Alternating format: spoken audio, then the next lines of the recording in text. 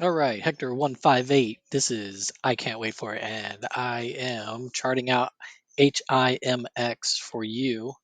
And man, this one was a little confusing, and I, I had to I made several different paths because I just wasn't satisfied with the one, and it was kind of fun because it's like a big jigsaw puzzle with a lot of different possibilities.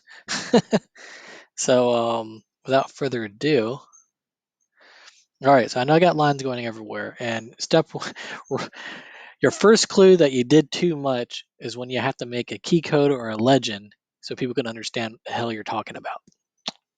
So there's that, and but I don't think it's that bad. I tried to mute the colors on the inside here to kind of bring to light like some of the main paths.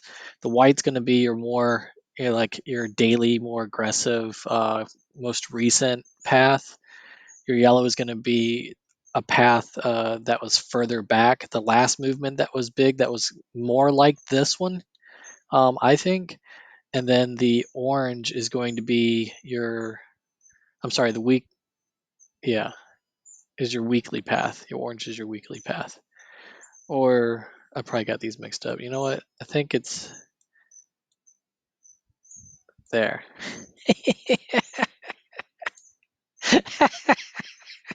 That's right. And so this orange path was further back, but it was the same pattern almost, the same height almost, the same everything. And the Bollinger Band even looked the same, kind of looked like a molar. And what I mean by molar is when you look at the Bollinger Band here, let me make this bigger, comes up like this, it makes it like a flat area. Here it looks like a tooth, and then it comes back down to finish the tooth. And so I really liked the way it looked better. It kind of felt like it was more like copying that move than it was the most recent one. The most recent one was a little bit more jagged in different places. Um, but I think, to be honest with you, they all do the same thing. They're all repeating the exact same move. There's just different variations based on retail's reactions to whatever that they're doing. And so, really, they're all right. Because I mean, if you look at it, the lines almost lay on top of each other here. Across the bottom, they all merge in the same area here.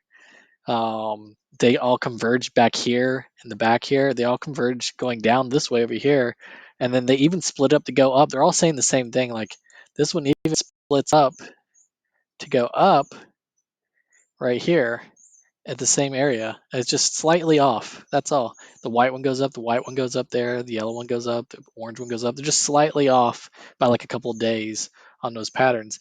And that's the one thing with this charting this way is one, you're the same people that made the moves in the past are more than likely making the moves going on right now in institutional buying, and so you don't need to you don't need all these fancy indicators and all this other stuff. You just need to look at what happened in the past because they're going to be making the same program is going to be making the same decisions at the same times. Whenever price action gets to the same kind of levels on the same percentage of levels, same move, whatever. So it's all going to play out the same. The only difference is retail. Retail is the only variable that changes. And so retail, I mean, they're kind of like cattle, sorry. But they're like sheep, they just follow. They just do the same, they get, you you crack a whip over here and they all run this way. You crack a whip over here, they all run this. That's cow, really. But you see what I'm saying? It's like they react the same way because they've been kind of bred to do that. Like that's this the whole thing about institutional buying is it's the psychology of how retail buyers react to price action when you do a certain thing. And so there's like 16 different things they do to kind of corral you into the direction that they want you to go. And once they get everybody on the same side of the fence, then they soak up the float and then let it ride up, let retail fight over the last bit of contracts that are in the float, and that's what causes the demand, and that's what makes it run up.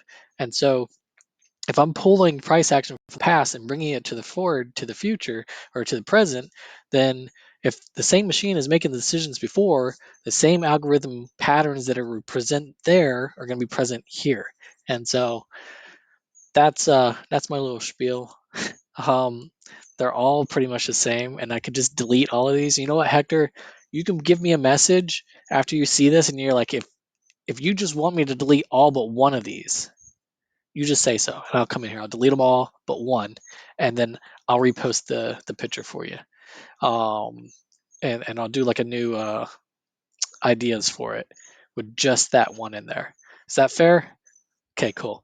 So um, I don't mind doing them. I think it's fun. All right. So start off here. The yellow there is the weekly path, and the white one here is the daily. And so I'm breaking it off in Wyckoff and the curve methodology. And so based on that, this is the buyer's climax here for both of them, a weekly and the daily. I'll bring this guy over here.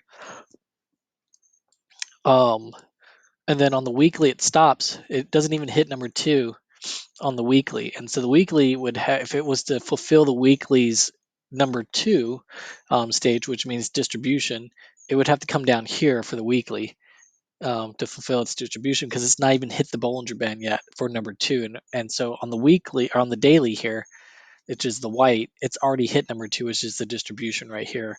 And so they've probably already soaked up the float here to try to run it back up, and they've already taken it back up into this area here, distributed it again, then dumped off their shares again. And so that's where you have this consolidation area. But this is the last, the last dip into supply before they distribute out all their shares again. And so it's also the last attempt at buyer's climax for them to or for them to get uh, retail to run it up again. And so when retail starts to fizzle out, it drops. They start dropping all their shares. And so you've got 1 drop there, 2 drops there, runs back up, and 3 drops here. So they're ready to reaccumulate here again. And what's significant about this area is that if that's 3, 4, and this is 5, and it's already hit the bottom Bollinger Band for number 5 there, that's the spring. And so if that's the spring, then it's ready to run back up again. And so that's why I said it looks like, it's getting ready to run back up. This is a good place if you want to get in and kind of get in a short run up to 1444 from where it's at right now, which is 1150. You can get a $3 run out of that. I don't think it's going to go any higher than that. I got 3 lines here saying it's not. I think it's just going to hit that, and then it might wick through it or something, and then come through or bleed off from there. But you never know. Retail can get behind this thing and push it to the moon, and this fast forward all this over to what all this is saying back over here on the right, which you can't see yet, but I'll bring it closer too. If retail gets behind this thing, they can run it right up. I really don't think it's going to because I see a lot of reasons why it's not. So I think it's going to come up, and what it's going to do is it's going to go for a high. I don't think retail is going to support it enough to get it to run up for a brand new high. So it's going to hit 3 times, boom, boom, boom, distribute all the way out, come back down to a deeper low, gather up new shares or new break all those stop losses down here, and then reaccumulate and take another run at it, going for a new high. And the only reason I say is because it just happened in the past. If it happened in the past, it's most likely going to happen in the future too. After this run right here, especially how tight it is. It's already hit this area once, so it makes sense for it to go for one more time into this trend line right here. That's going to be the 3rd attempt to break for a new high. It's going to fail, and then they're going to distribute out and come down to a deeper low. And so I've got lines here drawn where I shows that I think it's going to go deeper down and come up.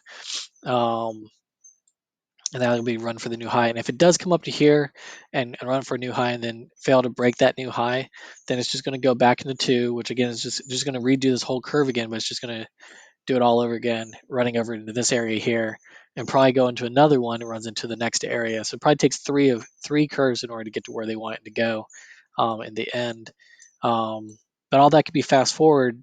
It could be, it could look like this, and that could only be like maybe a month. It just really depends on how aggressive they get on the movement and how fast they need to get there. They fast forward to this move pretty quickly on the stage of the curve, so it makes it look like they want to go up, but and that's the dip into the final dip in liquidity. So I mean, definitely could go up and run for a higher high. I was going to do another one of these where it was going to go higher. So let me see if it was this. Let me see, clone. I was going to do one that did this, and then clone.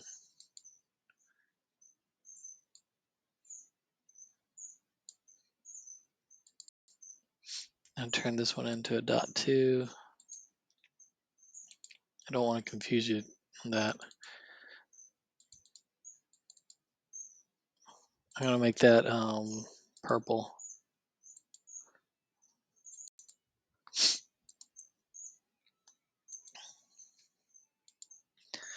And so that would be the low end of it. And for the high end, it would have been, this is why I didn't think it was going to go for another high, is because everything kept saying it was going down. So that would be the low end.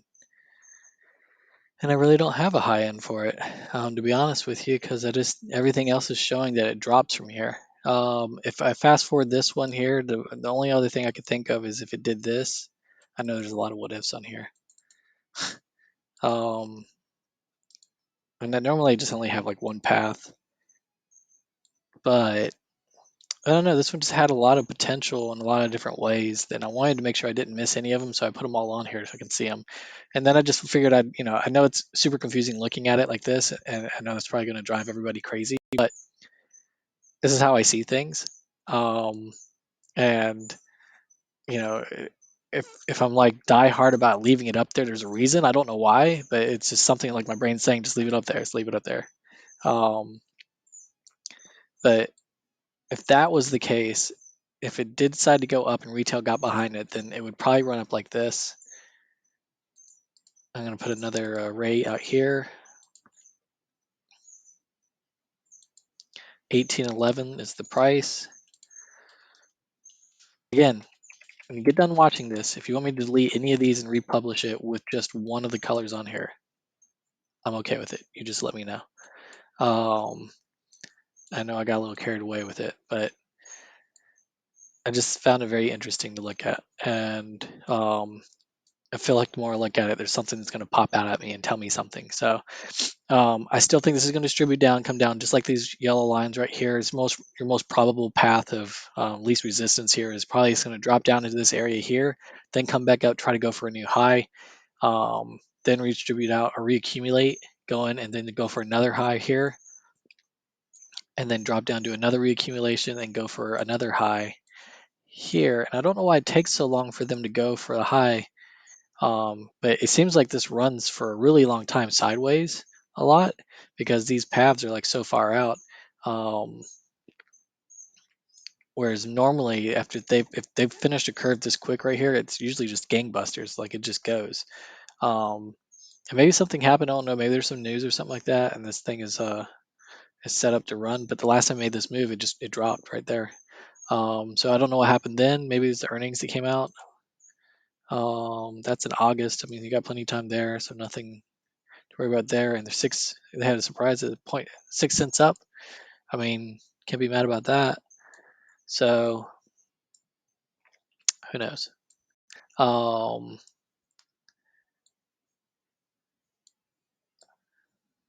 I think that this thing is really going to take off and run and just start running. I'll show you one more thing. This will really drive you crazy. Where's the Mocha? There it is. So it's cloud skipping, or it's basically dipping into the cloud. And so last time I did that, see right here, it drops deep into the cloud. Look right here. Cloud skipping, cloud skipping, cloud skipping, cloud skipping, gets to the top of the cloud. Boop, drops in there. Right here, cloud skipping. Boom, gets to the top of the cloud. Doop, dunks in. I mean, that's its go-to move. And so that's why I say this is going to go down, is because its go-to move is to dip down into the cloud once it hits the peak. And like right there, boom. It's done it like 3-4 times in the past. I just don't see why I wouldn't do it right now. Boop, and then come right back out, and then start cloud skipping again. And so that's that. Hopefully that helps. I know it's a big mess up here, and I can get rid of any of these colors. You just let me know. I think white and orange. White and orange are probably your most probable ones. I can get rid of the yellow now. I feel like the yellow is a weekly. Yeah, it's the weekly one.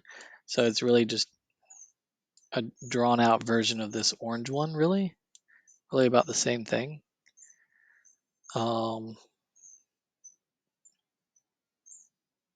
yeah, I'm gonna get rid of this yellow one. I'm gonna go ahead and do one for you.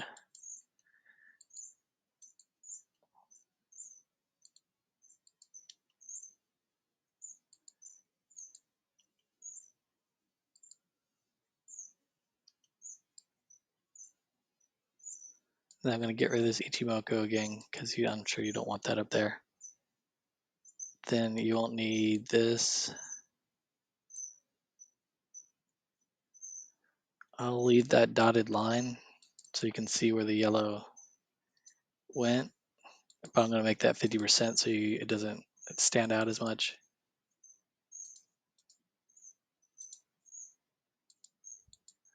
Boom.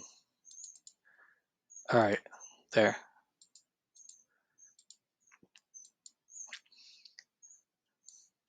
So that's kind of what I'm thinking there. I think it's going to make a touch down. And if it does come down, wherever this stops down here, which is most likely on this orange line, which is at $5.43, I should put a line there or just put text there.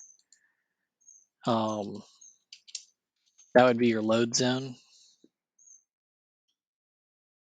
if it comes down here.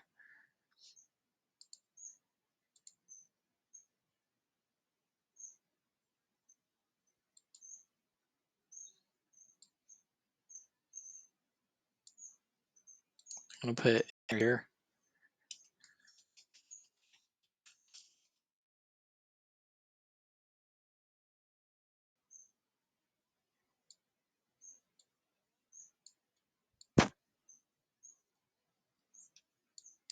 So enter there, and then 1267 should be your exit on your first one.